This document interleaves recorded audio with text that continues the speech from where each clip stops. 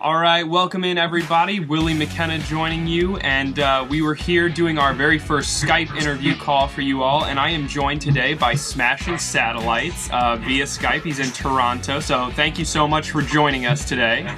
Thank you for having me, man. Absolutely. So I want to go ahead and just start a little bit with some of your background. How did Smashing Satellites come to be?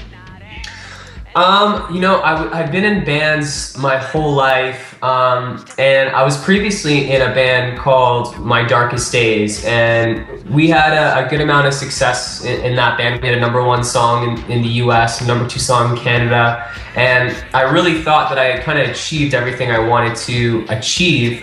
But it's weird, when you get to a certain level of success you kind of always dreamed of, you start to realize that it becomes your new norm and reality kicks in, and I realized I just wasn't happy. So I realized that I needed to go on a much bigger journey to kind of fulfill what I've been dreaming up in my head my whole life.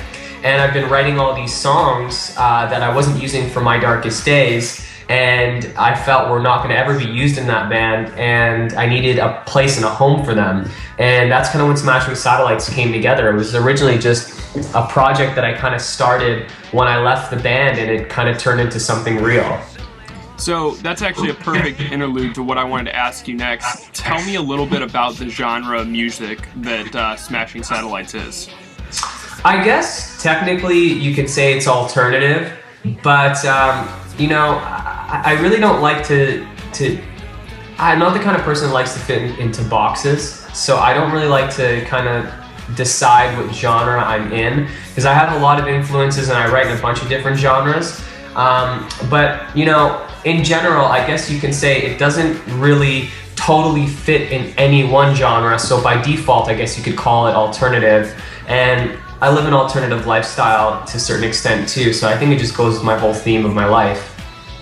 So your band name's pretty interesting, and I read a little bit about the bio that you had, kind of a quirky bio. Can you go ahead and maybe put that into words a little bit more? Yeah, I feel as time goes by, we are becoming so much more connected in terms of technology, but so much less connected emotionally. And I feel like, it's so much easier to talk to somebody in St. Louis via Skype, and it's much harder to talk to your best friend who lives down the street. It's just easier to send them a text or send them an email or jump on Skype, and it's just like those emotional interactions I feel are becoming diminished because of technology. And contrary to popular belief, I don't hate technology at all. I think it's an amazing thing, especially in the medical field and what it's been able to do for cures for cancer and all that kind of stuff. But I feel when it comes to communication, we've kind of taken it to the end of the spectrum, where we could kind of keep it in the middle and use it for, those people that live halfway across the world that we haven't talked to in a long time and we want to be able to be in touch with. But your neighbor next door, if you need to borrow some sugar, you can kind of knock on their door. I don't necessarily think you need to kind of Skype them or text them. It's just like those close interactions I feel are becoming diminished. Now, how did you personally get involved with music before you were doing bands or anything? What drew you to that type of career path? I was kind of destined for it, I guess, to a certain extent. My mom was a poet and is obsessed with lyrics, and she was extremely good when she was young. And my eldest sister, who's 12 years older than me, was a professional pianist, and my other sister, who's 10 years older than me, was kind of a product of the grunge era. So she had all these amazing records. So when I was like 5 or 6 years old, I would venture off into her room, which was painted so dark purple it was almost black, with one black light and just tons of grunge records.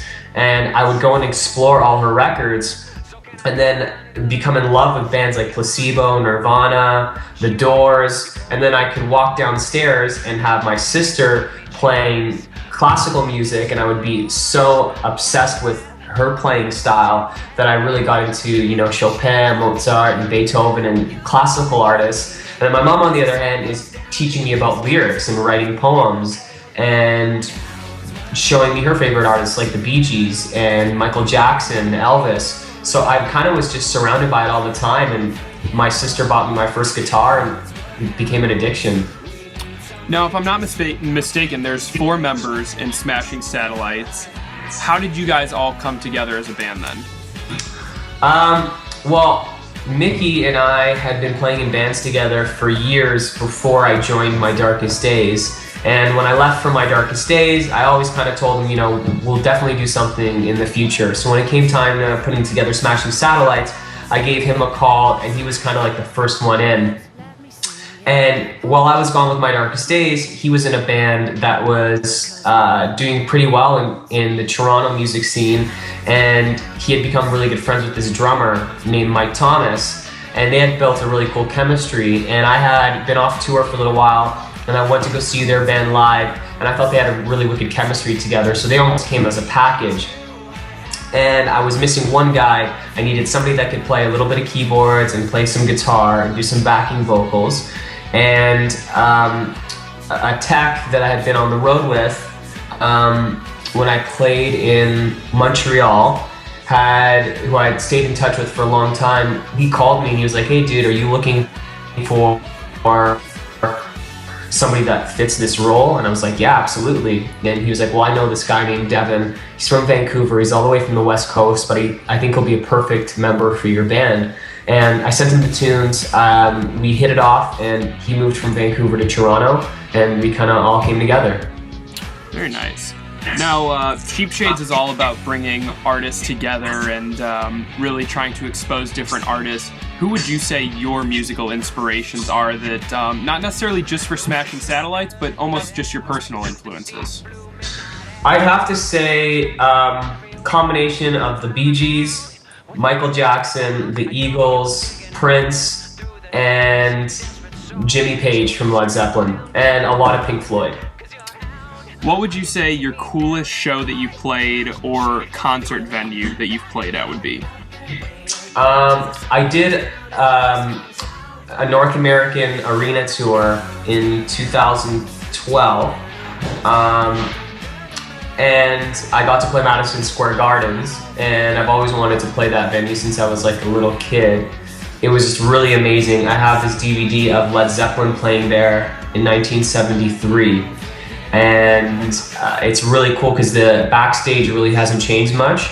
So all the video footage that I've watched over all these years, watching Led Zeppelin walk from backstage to the stage, I got to kind of see that through my own eyes. And on that tour, my band was a support band on that tour, so I'd like to do it again as a headliner one day. But it was a really cool experience because, you know, people dream about playing a venue like Madison Square Gardens, and I actually got to do it. I would just like to do it on a different level now. Now, between being a support band or a headliner, what's probably the coolest band you've played with? Oh, that's tough. I'd have to say Stone Temple Pilots and Bush. You know, we've played with a lot bigger bands than them as well. I played back in the day, but there's just something about the charisma that those two bands have, and we were playing with so many giant bands as a support band, and you know, I never really got that starstruck type feeling, but when we played with Bush every night, I was like, wow, like this is amazing. And it's funny because they weren't even the headliners on that tour that we did. They were the direct support band, but it was just so cool to see this band I respected so much every single night, and just they have a certain charisma and realness to them that I thought was just really cool. Going off of that, what would be your dream band to either open for or have open for you? You know, if I could go back in time, I would love to have done a tour with the Bee Gees because I love that band so much. But now, like, I also really love bands like Placebo, and they're still touring. I'd love to do dates with those guys. They're very huge influence on me as well. So, final question, just go ahead and tell us a little bit about some of your upcoming tour plans, any new albums, new songs, anything that you guys have coming up. Just go ahead and let all your fans hear about it. Tomorrow, our EP is actually coming out, and we're just getting geared up to pick the single for the EP, which will be released probably within the next few months. And right now we're doing one-off tour dates, but in the new year we'll be looking for a tour to support the EP.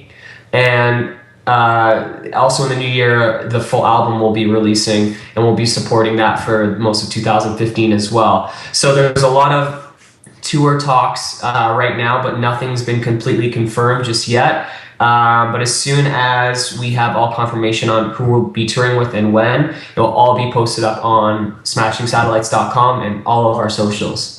Well, that's great. Thank you so much once again to Smashing Satellites for joining us today. And be sure to check these guys out for their new EP. You can check them out on all their social media sites, Facebook, Twitter, and then, like we just heard, SmashingSatellites.com. So you can go ahead and click below for all those links. So thank you once again for joining us. That was a great interview.